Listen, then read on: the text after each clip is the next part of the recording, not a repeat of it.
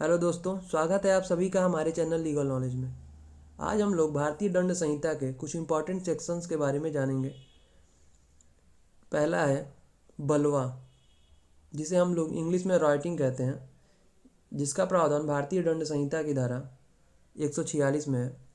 और दूसरा है दंगा, जिसे हम लोग इंग्लिश में ऑफरे कहते हैं, जिसका प्रावधान भारतीय दंड संहिता की धारा 159 में है।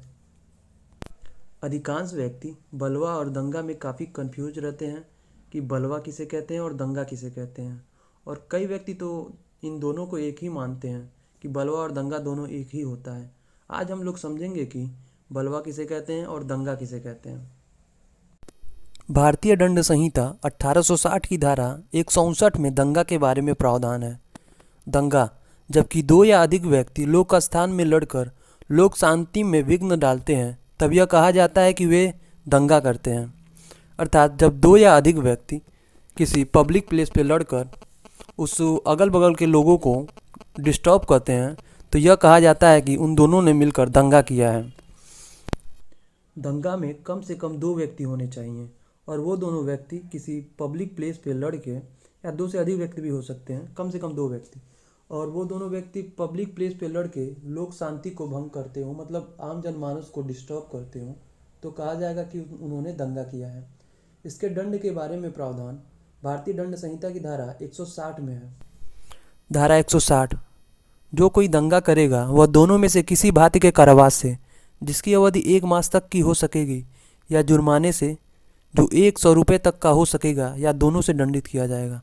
अर्थात दंगा करने पर अधिकतम 1 महीने तक का जेल हो सकता है, या 100 रुपये तक का जुर्माना, या दोनों से दंडित किया जा सकता है, जेल और जुर्माना दोनों से। अब हम लोग बलवा को समझेंगे। भारतीय दंड संहिता की धारा 146 में बलवा के बारे में प्रावधान है। बलवा करना जब कभी विधि विरुद्ध जमाव द्वारा या उसके किसी सदस्य द्वारा ऐसे जमाव के सामान्य उद्देश्य को अग्रसर करने में बल या हिंसा का प्रयोग किया जाता है, तब ऐसे जमाव का हर सदस्य बलवा करने के अपराध का दोषी होगा। बलवा को समझने के लिए हम लोग को समझना होगा विधि विरुद्ध जमाव। विधि विरुद्ध जमाव को भारतीय दंड संहिता की धारा 141 में परिभाषित किया गया है। विधि विरुद्ध जमाव 5 या अधिक व्यक्तियों के समूह को, मतलब जमाव को हम लोग विधि विरुद्ध जमाव कहेंगे, यदि उन व्यक्तियों का समूह का सामान्य उद्देश्य जो है नीचे बताए गए 5 में से कोई एक हो। पहला है कि उनका जो सामान्य उद्देश्य है केंद्र सरकार का या राज्य के सरकार का, संसद का या राज्य के विधानमंडल का, या किसी लोक सेवक को आपराधिक बल या आपराधिक बल के प्रदर्शन द्वारा आतंकित करने के लिए किया गया हो। दूसरा है किसी विधि के या किसी वैध आदेशिका के निष्पादन का प्रतिरोध करने के लिए वो इकट्ठा हुए हों, तो कहा जाएगा। तीसरा है किसी रिष्टि या आपराधिक अत्याचार या अन्य अपराध को करने के लिए इकट्ठा हुए हों, तो अब कहा जाएगा विधि विरुद्ध जमाव। चौथा है कि आपराधिक बल द्वारा किसी संपत्ति पर कब्जा लेने के लिए किया गया हो, या किसी व्यक्ति को किसी मार्ग के अधिकार से वंचित करने के लिए किया गया हो, या किसी व्यक्ति को जल के अधिकार से वंचित करने के लिए किया गया हो, या किसी व्यक्ति को किसी अमूर्त अधिकार से वंचित करने के लिए किया गया हो। पांचवा है आपराधिक बल या बल के प्रदर्शन द्वारा किसी व्यक्ति को उस कार्य को करने के लिए विवश करना जिसे करने के लिए वह आबद्ध न हो।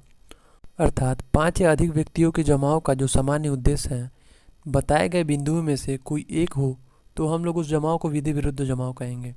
और उस जमाव के सदस्य द्वारा उस जमाव के सामान्य उद्देश्य को अग्रसर करने में अगर किसी बल का प्रयोग किया जाता है, तो हम लोग उसी को बलवा कहते हैं। इसके दंड के बारे में प्रावधान भारतीय दंड संहिता की धारा 147 में है। 147, जो कोई बलवा करने का दोषी होगा वह दोनों में से किसी भांति के करवास से, जिसकी अवधि 2 वर्ष तक की हो सकेगी, या जुर्माने से, या दोनों से दंडित किया जाएगा। अर्थात जो कोई बलवा करेगा उसे 2 वर्ष तक का कारावास हो सकता है, या जुर्माने से दंडित किया जा सकता है, या कारावास और जुर्माने दोनों से दंडित किया जा सकता है।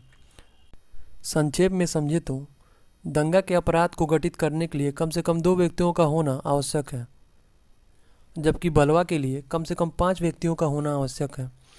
और जो दंगा है पब्लिक प्लेस पर ही हो सकता है, जबकि दंगा पब्लिक या प्राइवेट किसी भी प्लेस पे हो सकता है।